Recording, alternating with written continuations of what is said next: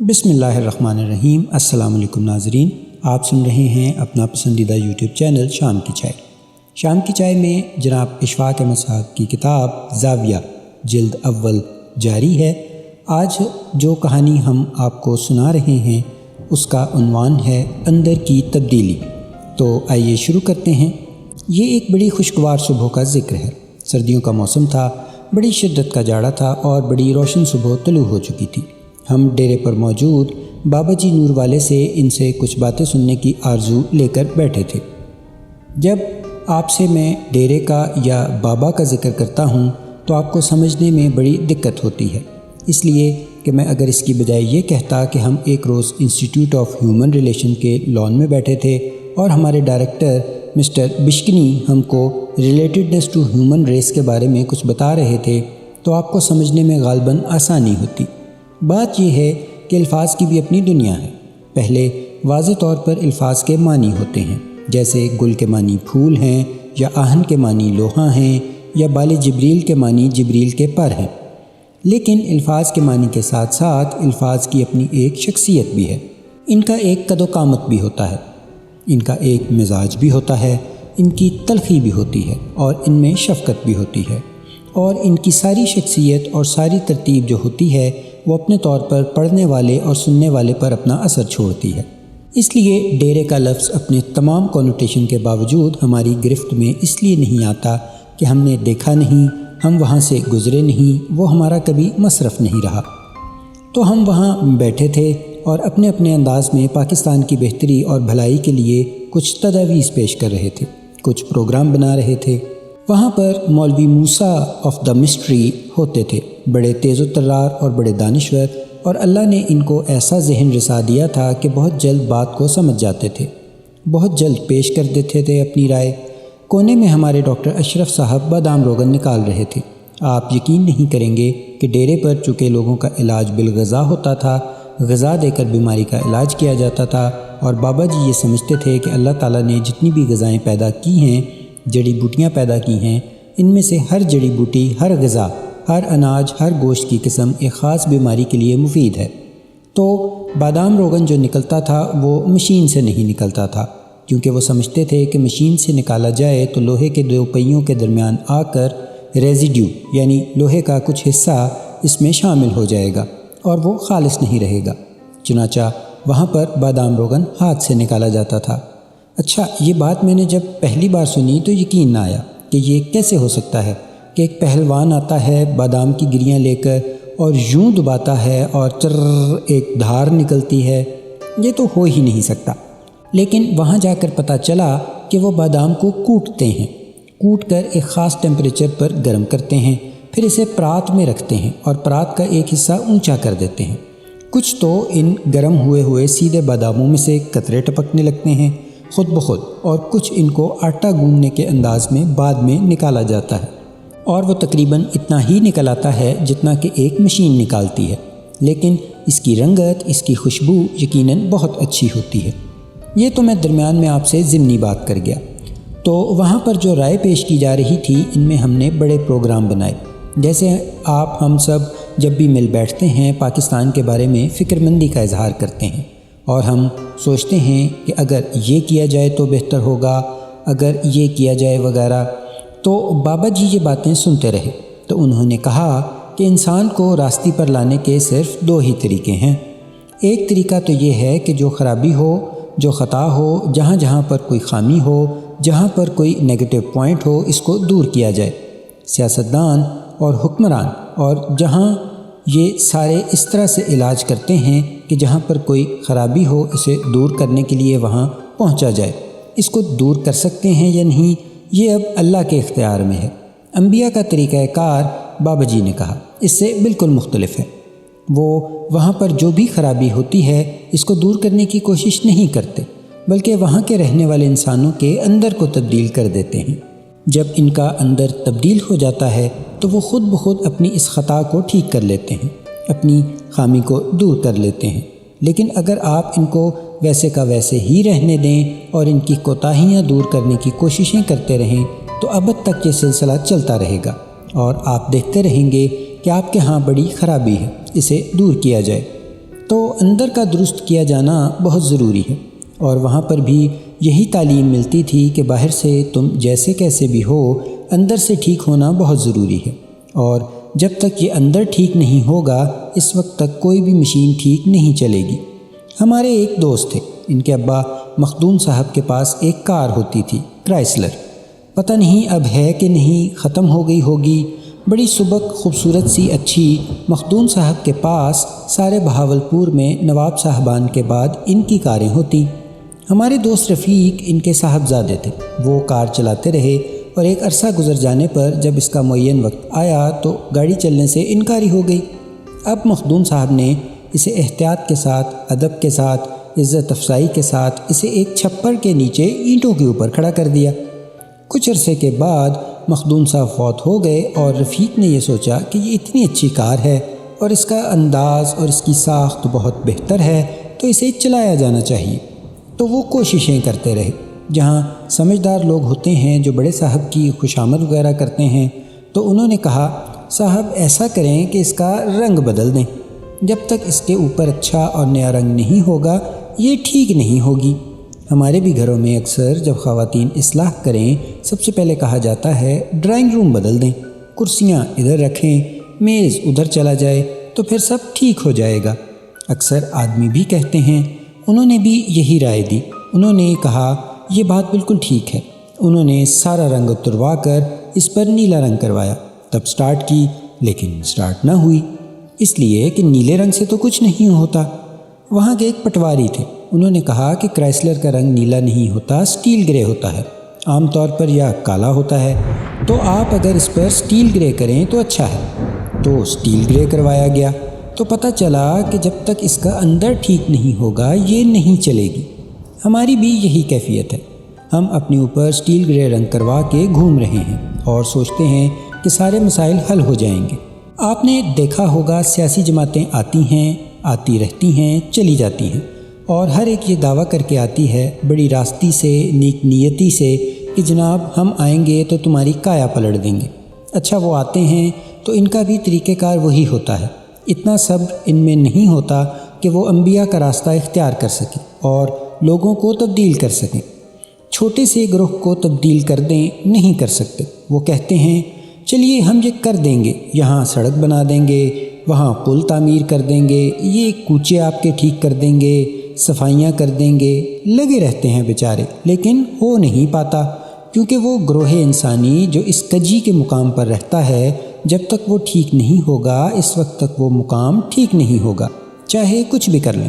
اور آدمی کو پتہ نہیں چلتا کہ اس کے اندر کی کجی کب، کیسے، کیوں واقع ہوئی ہے۔ وہ یہی سمجھتا رہتا ہے کہ میرے ارد گرد کے ماحول کی ساری خرابی ہے، میری کوئی خرابی نہیں۔ اپنی خرابی پر کوئی غور نہیں کرتا ہے، اور وہ ساری ذمہ داری دوسروں پر ڈالتا ہے اور کہتا ہے یہ ہونا چاہیے، وہ ہونا چاہیے، حکومت کو چاہیے یہ کریں، ان کو چاہیے وہ کریں، بوٹی مافیا کیوں ہوتا ہے، اس کو ختم کیا جانا چاہیے، فلاں چیز کیوں ہوتی ہے، اس کا ازالہ ہو۔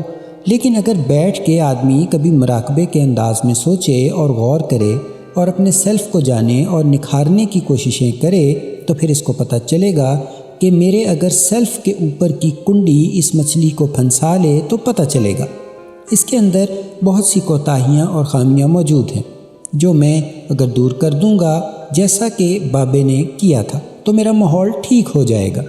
آدمی کو یقین نہیں آتا، یہ کیسے ہو سکتا ہے کہ میں اپنا آپ ٹھیک کر لوں اور ارد گرد سب کچھ ٹھیک ہو جائے۔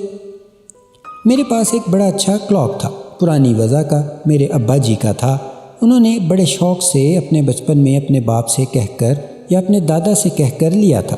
آبنوس کی لکڑی تھی اور لمبی لٹکن جو تھی پینڈولم، اور ہنسے جو تھے وہ رومن ہنسے تھے، جیسے ریلوے اسٹیشنوں پر گھڑیوں میں ہوتے ہیں۔ بالکل کالی سیاہ سوئی اور لگا ہوا وہ گھر میں بڑا اچھا اور خوبصورت دکھائی دیتا ہے، اور اس کا ارتعاش جب وہ گھڑیال بجاتا ہے تو دور دور تک اس کی آواز جاتی ہے۔ اچانک اچھا بھلا چلتا ہوا وہ کلاک ایک دن رک گیا تو مجھے بڑی تشویش ہوئی اور پریشانی ہوئی۔ میں نے اس کو کھول کے اس کا جو لٹکن تھا، اس کا جو پینڈولم تھا، اس کو ہلایا جو آدمی کیا کرتا ہے، تو وہ چلا۔ تو 7 بجے میں نے اسے ہلایا 8:15 بجے تک چلا، پھر بند ہو گیا۔ اکثر آپ کو تجربہ ہوا ہوگا۔ پھر مجھے کسی سیانے نے بتایا کہ اس کے اندر کی سوئیاں گھمائیں تو پھر یہ ٹھیک ہوگا۔ تو میں نے پینڈولم کو بھی چلا دیا، سوئیوں کو بھی چھیڑا، وہ بھی چلا تو بجائے 1 گھنٹے کے چلنے وہ 2 گھنٹے چل گیا۔ اب سوئیوں کی حرکت سے فرق پڑا، لیکن پھر بند ہو گیا۔ تو میں نے اس کو اتار کے بڑی احتیاط کے ساتھ، بڑی محبت کے ساتھ مزید کوشش بھی کی۔ یا اللہ، یہ کیسے ٹھیک ہوگا؟ اس کو پھر میں لے گیا ایک بہت بڑے گھڑی ساز کے پاس جو مال روڈ پر ہے۔ ان کو جا کر میں نے دکھایا۔ انہوں نے دیکھا اور کہا، اشفاق صاحب، یہ بہت پیچیدہ کلاک ہے اور یہ پرانے زمانے کا ہے، اور اس کی مشینری جو ہے یہ ہماری سمجھ سے باہر ہے، میں اسے ٹھیک نہیں کر سکتا۔ مجھے افسوس ہے، آپ اسے ایک تاریخی چیز سمجھیں اور عجائب گھر کا ایک حصہ بنا لیں۔ یہ چلے گا نہیں تو اسے نوادرات سمجھیں۔ میں جب بہت مایوس ہوا اور اس نے میرا اداس چہرہ دیکھا تو اس نے کہا، اچھا آپ اسے چھوڑ جائیں، میں اسے دیکھوں گا، شاید میں اس میں کوئی ایسی صلاحیت ہو کہ خود ہی مجھے بتا دے اپنی طرف سے، ورنہ میرے پاس کوئی کاغذ نہیں ہے اس کا، نہ میرے استاد نے مجھے پڑھایا ہے۔ میں اسے چھوڑ آیا۔ دوسرے دن میں شام کو گیا تو اس کی دیوار کے ساتھ لگا ہوا تھا اور کھٹا کھٹ چل رہا تھا۔ اتنی خوشی ہوئی مجھے تو میں نے کہا، ٹھیک ہو گیا؟ کہنے لگا، ہاں جی۔ میں نے کہا، اب تو نہیں رکے گا؟ کہنے لگا، نہیں جی۔ میں نے کہا، آپ تو کہہ رہے تھے کہ پیچیدہ ہے۔ ہاں جی، پیچیدہ بدستور ہے۔ تو میں نے کہا، بڑی مہربانی بتائیے کہ اس کی کیا اجرت، کتنے پیسے ہوئے؟ کہنے لگا، کوئی پیسہ نہیں۔ میں نے کہا، کیوں؟ آپ کیا فرما رہے ہیں؟ اتنا پیچیدہ کلاک آپ نے ٹھیک کیا ہے، اس کی کوئی اجرت نہیں لے رہے؟ کہنے لگا، دیکھیے میں نے کچھ کیا ہی نہیں ہے۔ میں نے کھول کے دیکھا تو اس کی گراریوں میں پھوس، کھدڑ، جھاڑو دینے سے وہ جو اڑتا ہے، 25 سالوں کا وہ گرد و غبار سارا پھنسا ہوا تھا، وہ میں نے صاف کر دیا اور کچھ نہیں کیا۔ حاضرین میں سے سوال آیا، بات تو سر اس کی ہے جو دیدہ بینا کی ہے، جو انسان اپنی خامی دیکھ سکے۔ اشفاق صاحب جواب دیتے ہیں، بجا بالکل ٹھیک ہے، وہ بھی آپ کو بتا سکتا ہے، لیکن یہ آپ کے ارادے پر منحصر ہے، آیا کہ آپ اپنی اصلاح کرنے کی خواہش رکھتے ہیں یا نہیں۔ میں اتنی عمر کا آپ سب سے بڑا ہوں عمر میں نے کبھی ایسی خواہش نہیں کی کہ میں تو کہتا ہوں کہ لوگ ٹھیک کریں، لوگ ٹھیک ہو جائیں۔ میں تو اکثر یہ کہتا رہا، اب جا کے مجھے سمجھ آئی، لیکن اب ٹائم تھوڑا رہ گیا ہے، اب ہم اپنے آپ کو کریکٹ کرنے سے معذور ہوئے ہیں۔ تو جب کلاک چل گیا تو میں نے لگا دیا۔ گھر آ کے تو میں بیٹھ کے سوچنے لگا کرسی پہ کہ میری ذات کے اندر بھی بڑا کھدڑ پھوس جمع ہوا ہے، اس کی وجہ سے میں نہیں چل رہا ہوں اور جگہ جگہ رک جاتا ہوں۔ حاضرین میں سے سوال آتا ہے، جب ہر بندہ اپنی ذمہ داریوں کو سمجھے تو پھر یہ سارا ہو سکتا ہے، اندر کی صفائی ممکن ہے؟ اشفاق صاحب جواب دیتے ہیں، میں سمجھتا ہوں کہ جب بندہ تہیہ کر لے، اس کو سمجھنے لگ جاتا ہے۔ بہت سی چیزیں جو ہیں میں سمجھتا ہوں کہ یہ ٹھیک ہے، یہ غلط ہے، لیکن میرا تہیہ نہیں بن رہا، ارادہ مضبوط کہ میں نے اب اس کو سیٹ رائٹ کرنا ہے۔ جس طرح ایک جرنیل ہوتا ہے نا، تو وہ بزن کر کے لشکر میں گھس جاتا ہے، وہ ایک ارادہ اور تہیہ ہوتا ہے، ایسا نہیں بنتا۔ حاضرین میں سے مجھے ایک بندے نے کہا، میں اچھا ہونا چاہتا ہوں، اندر کی جون سی گرد ہے اس کو صاف کرنا چاہتا ہوں اور میت کرنا چاہتا ہوں کسی بھی بزرگ کی، اور میں ڈھونڈ رہا ہوں تو یہ کہاں تک ٹھیک ہے کہ ڈھونڈنے سے یہ ہوتا ہے یا پہلے تہیہ تو بندہ کرے؟ اشفاق صاحب، دیکھیں وہ جو صاحب جو ہیں، میں یہ نہیں کہتا کہ خدا نخواستہ کہ جھوٹ کہہ رہے ہیں، ان کو سمجھ نہیں آ رہا اور وہ میت یا بیعت کرنے سے یا کسی آدمی کا ہاتھ پکڑنے سے اپنے آپ کو ٹھیک صحیح کرنا چاہتے ہیں، لیکن ان کے پاس ایسا پروگرام پہلے سے موجود ہے جو ٹھیک راستوں پر ان کو لے جا سکتا ہے۔ مثال کے طور پر میں آپ سے عرض کرتا ہوں کہ ساری زندگی مجھے کبھی یہ الجھن نہیں ہوئی کہ کلام پاک میں کوئی چیز ایسی پیچیدہ ہے جو سمجھ میں نہ آتی ہو، میں نے اس کی طرف توجہ نہیں کی۔ میرا دکھ یہ ہے جو چیزیں میری سمجھ میں آ گئی ہیں مجھ سے ان پر عمل نہیں ہوتا، باقی میں دوسری طرف جاتا ہی نہیں۔ مثلاً پچھلے 75 برس سے مجھے ایک بات سمجھ میں آئی ہے کہ کول الناس حسنا، لوگوں کے ساتھ اچھی بات کرو، اور میری یہ حسرت ہی چلی آ رہی ہے کہ مجھ سے اچھی بات ہو ہی نہیں پاتی۔ غصہ آ جاتا ہے، طبیعت میں انقباض پیدا ہو جاتا ہے اور ایک طرح کا ایک دم کانٹا تبدیل ہو جاتا ہے۔ تو جب ایک آدمی کا تہیہ ہو جائے کہ میں نے اس راستے سے اس راستے پر جانا ہے تو اللہ پھر اس کو برکت دیتا ہے، اور پھر وہ آدمی جس کی تلاش میں ہوتا ہے وہ ایک دن خود صبح 5 بجے آ کے اس کے دروازے پر دستک دیتا ہے۔ ڈھونڈنے کی ضرورت پیش ہی نہیں آتی۔ تہیہ ہو تو پھر ہوتا ہے، اگر نہ ہو پھر مشکل ہے۔ پھر آدمی ڈھونڈتا رہتا ہے کہ بتائیں اشفاق صاحب کوئی اچھا سا بابا ہے نا، کیونکہ ابھی اس کا ارادہ نہیں، اس کا صرف پروگرام یہی پوچھنا ہے کہ نارووال کو گاڑی کب جاتی ہے، کہیں جانا ہے، کہے گا میں نے جانا تو نہیں، ایسے ہی پوچھ رہا تھا۔ ہمارے بابے جس کو کہتے ہیں تلاوت الوجود، جب آپ اپنے وجود کی تلاوت شروع کرتے ہیں اور پھر دیکھیں کیا عجیب ٹرم ہے، پھر آپ کو پتہ چلنے لگتا ہے ہم نے تو کبھی کی نہیں، ہم تو اپنے وجود سے ہمیشہ دور رہتے ہیں، اس کو قریب نہیں آنے دیتے۔ آپ کبھی اپنے ساتھ اکیلے بیٹھ کے دیکھیں 15 منٹ کوٹھڑی بند کر کے، پتہ ہے قید تنہائی سب سے خوفناک سزا ہوتی ہے۔ اپنے ساتھ بیٹھو گے تو بہت سارے سچ آ کر آپ کے سامنے کھڑے ہو جائیں گے۔ آدمی چیخ مارتا ہے، بھاگتا ہے، یہ بڑے ارادے اور تہیے والوں کا کام ہوتا ہے جو ایسی بات کریں کہ مجھے اپنے اندر کو ٹھیک کرنے کی ضرورت ہے۔ مجھے یاد ہے کہ نپولین اعظم جب فریڈرک کی قبر پر گیا تو اس نے دیکھا کہ فریڈرک کی قبر کے اوپر اس کی تلوار لٹک رہی ہے، بڑی روشنی اس پر پڑ رہی ہے۔ اس نے حکم دیا اپنے جرنیل سے کہ تلوار کو اتار کر پیرس کے عجائب گھر کی نظر کر دو، تو وہ تلوار اتاری گئی اور بعد میں اتار کے نپولین کے حکم پر اس کو پیرس کے عجائب گھر میں رکھوا دیا گیا۔ بہت بڑے بادشاہ کی یہ تلوار ہے۔ جرنیل نے تلوار اتار کر کہا، جیسا کہ ہم کرتے ہیں خوشامدی انداز میں، کہ سر اگر ایسی تاریخی تلوار مجھ کو ملتی تو میں کبھی اپنے پہلو سے جدا نہ کرتا۔ تو نپولین نے زور سے اپنی تلوار پر ہاتھ مارا اور کہا، کیا میرے پاس میری تلوار نہیں ہے؟ تو آپ کے پاس آپ کی تلوار ہے، اس لیے جب تک آپ اس تلوار پر ہاتھ مار کے شدت سے نہیں کہیں گے کہ میں اور یہ میری تلوار ہم دونوں ایک ہیں، تو پھر آپ کسی اور طرف نہیں جھانکیں گے۔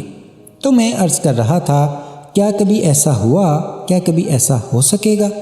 میں اسلم صاحب سے، جو ہمارے بہت بڑے شاعر ہیں اور اخبار نویس بھی ہیں، ماشاءاللہ اسلم صاحب، کبھی میں اپنے طور پر ایسے سوچتا ہوں کہ ہم لیٹرز ٹو دا ایڈیٹر لکھتے ہیں اور اس میں اکثر و بیشتر شکایات ہوتی ہیں کہ ہمارے ہاں گند کے ڈھیر پڑے ہیں، توجہ نہیں دی کارپوریشن والوں نے، اور حالانکہ ان کے الیکشن بھی ہو گئے اور بالکل بیٹھے ہیں اور کچھ نہیں کرتے۔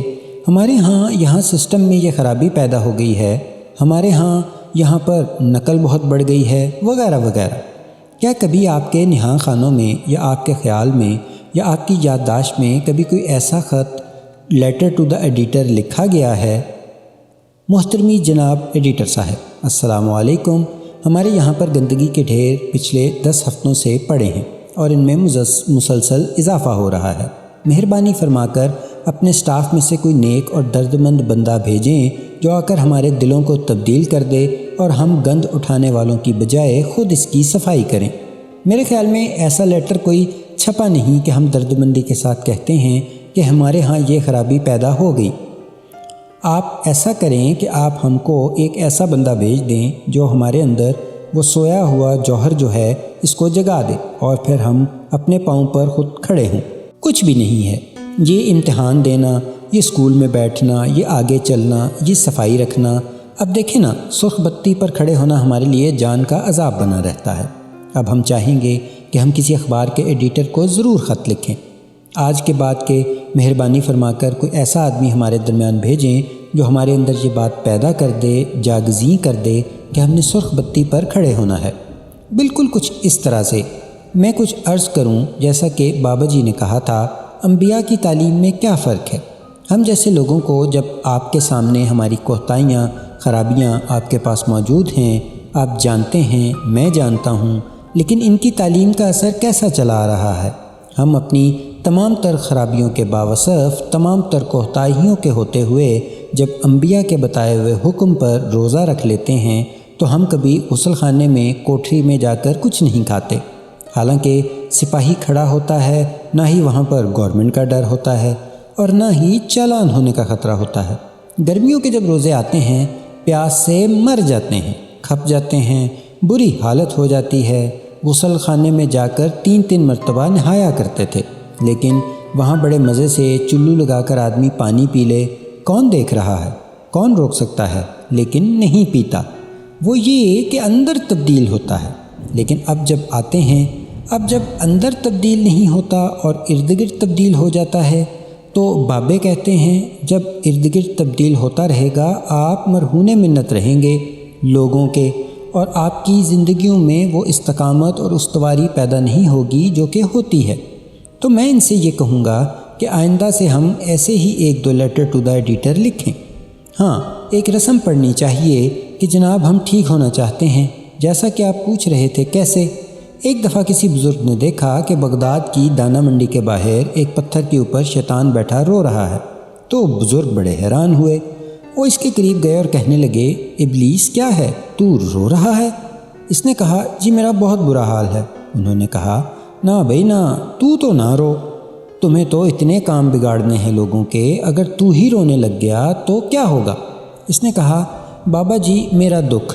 انہوں نے کہا، دکھ کیا ہے؟ کہنے لگا، میرا دکھ یہ ہے کہ میں اچھا ہونا چاہتا ہوں اور مجھ سے ہوا نہیں جاتا۔ تو یہ تو دکھ ہم سب کا ہے، ہم زور تو لگاتے ہیں، بڑے کمال کی بات ہے۔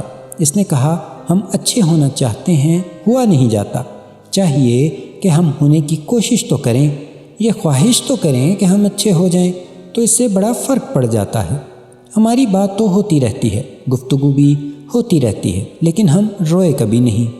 ابلیس ہم سے بہتر تھا کہ سچ مچ رویا، وہ بازی لے گیا۔ میں یہ سمجھتا ہوں کہ اب اس گفتگو کے بعد ہم ضرور یہ کوشش کریں گے کہ لوٹ کے اپنی ذات تک، صرف اپنی ذات تک، کہ ہم اپنا کلاک جو ہے، اس کے اندر جو کھدڑ پھوس پھنس گیا ہے، اس کو نکالیں گے۔ آپ کا بہت شکریہ خواتین و حضرات، مہربانی اس پروگرام کو دیکھنے کی۔ آپ کا بھی بہت شکریہ، ہم سب آپ کے بڑے ممنون ہیں۔ اللہ آپ کو آسانیاں عطا فرمائے اور آسانیاں تقسیم کرنے کا شرف عطا فرمائے۔ اللہ حافظ۔ امید ہے ناظرین کہانی، یہ بیٹھک، یہ گفتگو آپ کو پسند آئی ہوگی۔ آج کل کے حسب حال ہے، معرفت کی اور روحانیت کی جو باتیں ہوتی ہیں وہ ہمیشہ سے ہر وقت ہر جگہ اپلیکیبل رہتی ہیں۔ جیسے کہ اللہ تعالیٰ کی کتاب قرآن پاک، اس کو رہتی دنیا کے لیے ہدایت کا سرچشمہ بنایا گیا ہے۔ تو یہ تو کہا نہیں جا سکتا کہ آج سے 1400 سال پہلے قرآن پاک میں اس چیز کا حل موجود تھا اور اس چیز کا حل اب آج 21ویں صدی میں موجود نہیں ہوگا۔ تو یہ تو ڈھونڈنے کی بات ہے، یہ تو تہیہ کرنے کی بات ہے کہ آپ مل کر اس پہ اجتہاد کریں، اجماع کریں، قیاس کریں اور پھر اس چیز کو اپنے اوپر، اپنے اندر کے اوپر نافذ کر دیں۔ تو حل تو ہر جگہ موجود ہے۔ ناظرین چینل کو سبسکرائب کیجئے، لائک کیجئے، شیئر کیجئے اور کومنٹ کر کے ہمیں ضرور مطلع فرمائیں کہ آپ کو چینل کی پروگرس کیسی لگ رہی ہے۔ ملتے ہیں ایک اور کہانی کے ساتھ۔ اللہ حافظ۔